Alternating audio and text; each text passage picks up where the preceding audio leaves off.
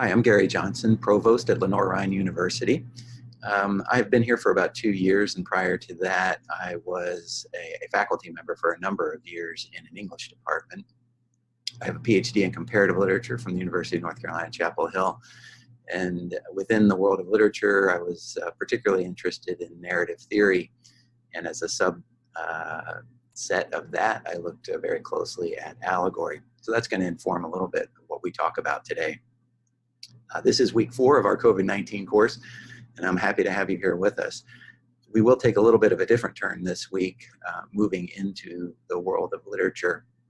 And there really is a long history between literature and pandemics or epidemics or plagues, whatever you want to call it. And that's one of the things that we're going to explore. So let me shift our slides here so we can take a look at what we'd like to accomplish this week.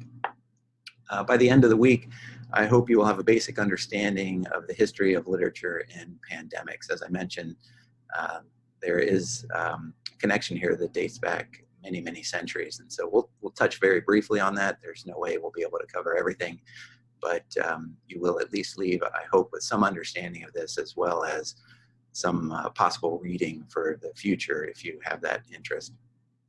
We will also touch on the concept of allegory, because allegory actually plays a pretty significant role in the manifestation of plagues or epidemics in literature. And I think there's some good reasons for that. And in talking about allegory, we'll have an opportunity to think about why that might be the case. Thirdly, we'll have an opportunity for some meditation on our current moment within the midst of a pandemic. And that moment is a little bit strange, and it really is very different to be in a pandemic as opposed to reading a work of literature that might be about a pandemic or use a pandemic as a plot point or as a theme.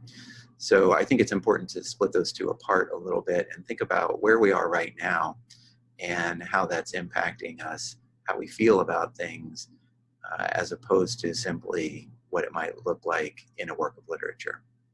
And that's going to carry us into the realm of the absurd, because quite frankly, there's a lot that is absurd in our current situation, but there's a particular meaning to absurdity within the philosophical and literary realms, and that's something that I would like to explore with us briefly.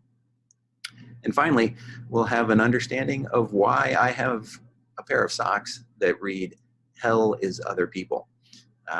This is closely connected to point number 3.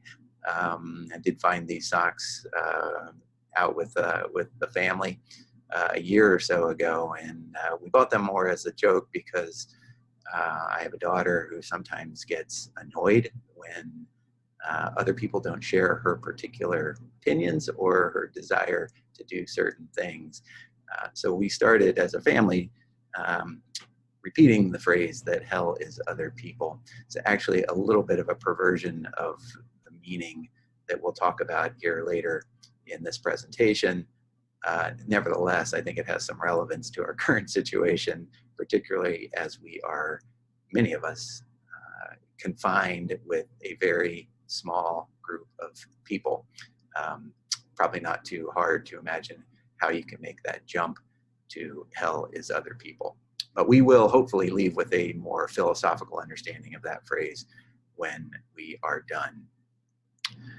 To begin, though, I would like to go to a quick reference to probably the work of literature that people most readily associate with pandemics or plagues, and that's Giovanni Boccaccio's work, The Decameron, which was published in the mid-14th century, about 1350 or so, when Boccaccio was really experiencing what we're experiencing now, which is a moment of pandemic. The manifestation of this was quite profound for Boccaccio and his time.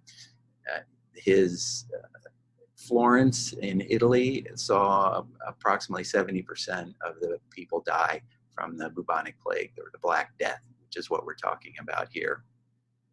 It killed approximately 25 to 30 million people across Europe at that time. and as I said, just devastated Florence and Italy more generally.